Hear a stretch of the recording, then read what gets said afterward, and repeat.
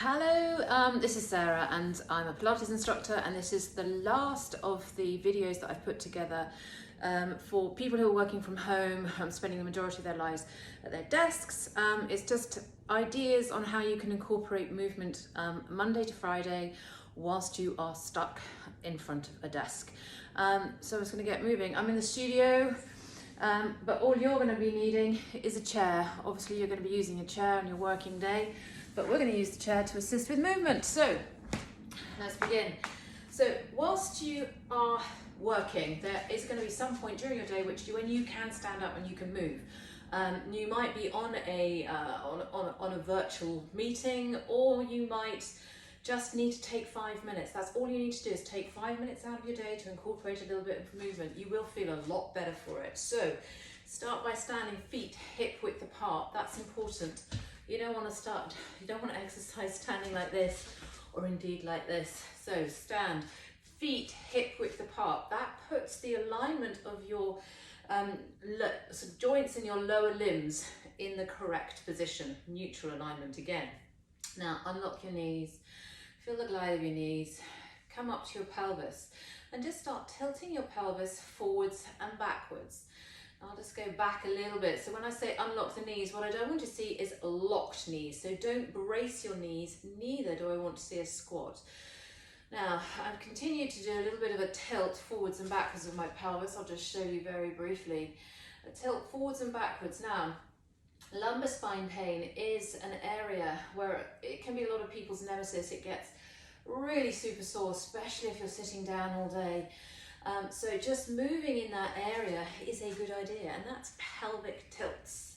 And then I want you to start drawing a circle with your upper body, just ever so gently, moving all the way around and around and around, and then back around the other way. That's it. So say you don't have to do all of these movements. These are just ideas that you can try and incorporate. If there's one that feels particularly good for you, do more of it. Now, what I'd like you to do is place your hands down by your sides and start inhaling and exhaling very, very deeply. Inhale, breathe in through your nose, and then out through your mouth. So getting your rib cage to flare, open out and flare. Get that oxygen firing up into your brain, breathing in and out, and in and out. And then start rolling your shoulders all the way around, twice in one direction and then twice in the other direction. Keep moving, keep going. And then go big, so go large. Bring your arms all the way up. Big reach, big stretch. As you draw your arms around your back, imagine you're pulling your shoulder blades together, and go again, up and over. Big, enormous stretch, reaching around. And then back around the other way. All the time, you're trying to get your fingertips as far away from your body as you possibly can. So you are really stretching those shoulders and back muscles. Right, let's do a little bit of lateral movement. So bring your right arm up towards the ceiling. Make sure that your shoulder is dropped away from your ear, and lean over to one side. Inhale and exhale as you go a little bit deeper into that movement. And then come back, and then the other arm shoots up. Inhale, exhale as you go over. It's about getting a stretch in this area of your body here. It isn't about how far over you can push. It's about feeling that stretch, getting the rib cage to open out and back. You're also getting a stretch through your obliques. Those are muscles in your stomach, sort of around here, and also into your back. And the other side, reaching up and over. That's it. Now, I've got the chair here because I'm going to use the chair to do a little bit of back mobility work. So, you're going to hold on to the back of a chair. Now, it doesn't have to be a chair. It can be a desk. It can be a worktop, kitchen worktop, whatever it is. End of a bed. You might be working from your bedroom. I don't know. Pop your hands on that surface. Now, walk your feet about, let's say, 80 centimeters behind. But if you're taller, you're going to need to push back a little bit further, and all you're going to do is to push your hips away. Inhale and exhale as you tilt your tailbone from one side to the other. I call it sort of wagging dog movement. So you're wagging your tailbone from one side to the other. What we're doing here is moving through an absolute pig of a muscle called the quadratus lumborum. It sits in between your spine and attaches the top of your hip. And it is a short muscle, and it is a muscle that is responsible for giving people a lot of back pain. If you have a problem area there, it can be that muscle that's the issue. So just moving through that muscle is a good way to ease it out. Now, lengthen away. Inhale and exhale. This time you're going to tuck your tailbone under, push your spine up towards the ceiling, and then lengthen away. Stick your tailbone out. Now, you're going to repeat that movement, coming all the way up, up, up, up, up, and then repeat. Sticking your tailbone out. This time bend your knees a little bit. Can you sink a little bit further? Get a bigger stretch going into the shoulders. And repeat that movement, coming all the way back up, up, up, up, up. Let your head drop a little bit. And then down you go. Lengthen away. And then come all the way back up. Last time, and then lengthen away. Now, we're going to use the chair to do a little bit of a lateral stretch with rotation. So we've done a lateral stretch already. This was the lateral stretch. This time what you're going to do is come up and over. One hand is on the support, whatever you're using, and you're going to rotate, and that hand is going to go onto the support. I need to move my feet a little bit further away because I want to push my hips away from my hands. Inhale and exhale here a couple of times, and then come back up again. And do the same. Over you go. Hand lands on the support and over. Push those hips away. Get a stretch here. You'll be getting a stretch almost into another muscle, which if you're sitting down all day will be getting really, really tight. In the top of the glute, it's called your piriformis. It's also where your sciatic nerve runs through. So some people, when they get sciatic pain, and you know that pain if you've had it, it's like nervy type pains that runs up and down one leg or the other. It's horrible, it's absolutely hideous. But sometimes stretching out that piriformis can assist in helping to alleviate the pain. Now you're going to do the same on the other side. Apologise, I warble. I talk rather a lot, as my husband will tell you. And then up and over you go. Both hands go onto the chair or the support that you have and push away. Now don't be surprised if on one side you feel a greater stretch than you do on the other side. It's just where you have a tightness or an imbalance in your body. It's nothing to worry about, it's just the way you are. And the more you move, the more those sort of restrictions will ease themselves out. Reach over and hold. That's it. And then come all the way back up again. Now, I'm going to teach you a very brief set of exercises which are really brilliant at strengthening your spinal extensors. So I'm going to turn side on so you've got a better view of my back. You're going to start with your feet slightly wider than hip width now. And we're just going to squat, plain old squat. Now, when you squat down, keep your knees over your ankles. Hopefully you can see that my knees there are tracking over my ankles. They're not forwards, that's incorrect. They are just literally over the top.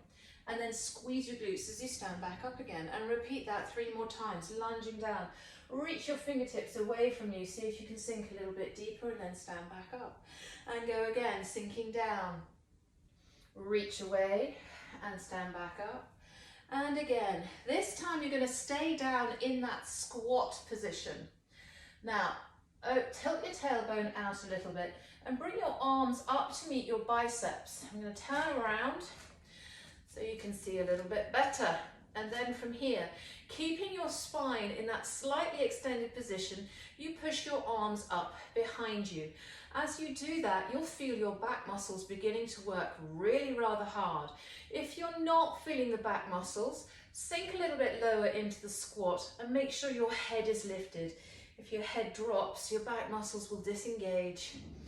That's it, that's really good. And then from here, imagine you're pulling a bar over your head. Keep your spine in exactly the same position and then push back up again. Pull down, I'm clenching my fists. I'm creating tension in my muscles in order to fire up the muscles in my back. That's it, pull down, down, down, down, down. Pull up and down and up. Last time, down and push up. This time, place your hands on your sort of beside your hips. Palms are pointing up towards the ceiling. I'm going to turn around for this one, and you're going to push your arms up behind you. Keep going, push up. 1, 2, 3, 4, 5, 6, 7, 8. Now, your back muscles have worked really hard. As with any time when you work really hard, you have to stretch out. Place your hands on your knees. Let your weight sink into those hands, and as you do that, you should feel the back muscles begin to switch off. And you're going to do what we call a standing cat and a cow stretch. You tuck your tailbone under, your head drops, and you push your spine up towards the ceiling, and then lengthen. I don't want you to push too far when you lengthen. I just want you to get that roundness. And yes, I know we don't want the roundness in a long-term position, but we do want to keep the muscles strong and long. And that means after you've strengthened a muscle, you need to give it a little bit of a stretch, pushing all the way up and then releasing down. Right, now walk your hands up your thighs and stand yourself back up carefully. Now, another muscle which we really need to stretch when you're doing a lot of sitting down are your hip flexors. Now, your hip flex, the main one will actually starts in your spine, and it wraps around the front of your hip and inserts on your inner thigh. So imagine if you're spending your whole day sitting down, that muscle there is just going to get really short and it'll get weak. And so to combat that, all we need to do is stretch. The stretching is so underestimated and so super important to do. So left foot forwards, right foot back. And all you're going to do is lunge down. Lunging down, get to a point where you feel that hip flexor. Now for some people, you might need to go lower. You might need to have a straight leg behind you. It doesn't matter which position you're in, you have to feel that stretch. Some people might even just feel a stretch in the hip flexor in this position. Get to your point where you feel that stretch in that hip flexor. Inhale deeply, and as you exhale, just sink a little bit lower into the stretch. Now, place your left hand on your left thigh and bring your right arm up towards the ceiling and lean over towards your left hand side. And as you do that, you feel the stretch increasing. It almost comes up into my waist as I lean over. In an ideal world, stretches should be held for 2 minutes. We're obviously not going to do that now. But if you do feel that you could benefit holding a stretch for longer, please, by all means, just do it. Hold it. And then we're going to go over onto the other side. So right foot forwards, left foot back. Find your point where you're going to get the best stretch. Lunge down. Again, get that stretch across the front of the left hip. Inhale, exhale, and sink a little bit lower. Brilliant. And then from here, right hand goes onto right thigh, left hand shoots up, and then lean over towards your right hand side. Inhale and exhale, sink a little bit lower again. Brilliant. And then bring your arm back, come all the way back up, come back up to standing, and you're going to finish off by just doing a couple more shoulder rolls. Let's see if you can do one shoulder and the other shoulder. It's a good way to just get your whole body moving and then go backwards. As I say, if there's a movement which feels good, particularly good, do it, but do take it carefully. We'll finish off with just a little bit of rotation, just swinging your arms from side to side. This one makes me feel like a bit of an idiot actually, but it is so good and it's so nice and it feels lovely on the back. Rotate. Take it carefully though, just swinging one side and the other. There we go. That's it. That is a little short, sharp standing movement routine that you can do at home whilst you're working at home to help alleviate all of those sort of little aches and pains and just get some more oxygen flowing up into your body. Thank you very much, and yeah, thank you. Bye.